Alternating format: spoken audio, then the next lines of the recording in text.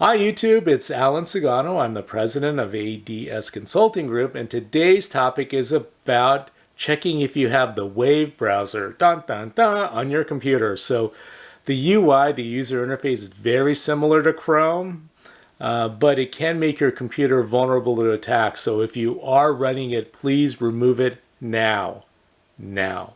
So to so to check to see if you have it, in the search bar below, right to the right of the start button, you can just type in apps, apps, and then click on apps and features, and then there'll be two boxes. The second box is a search box. Just type in Wave, see if anything comes up. If the Wave browser is there, click the uninstall button and just get it off of your computer.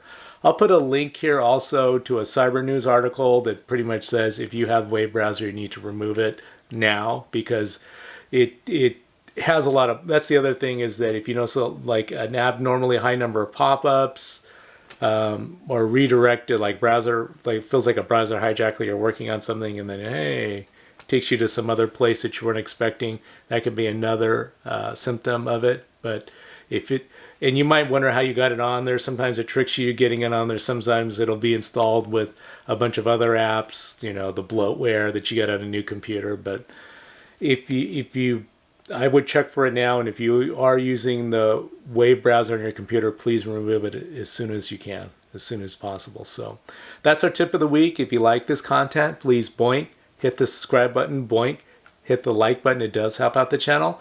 Thanks a lot for listening. Remove that Wave browser if you have it, and stay safe out there. We'll talk to you soon. Thanks a lot.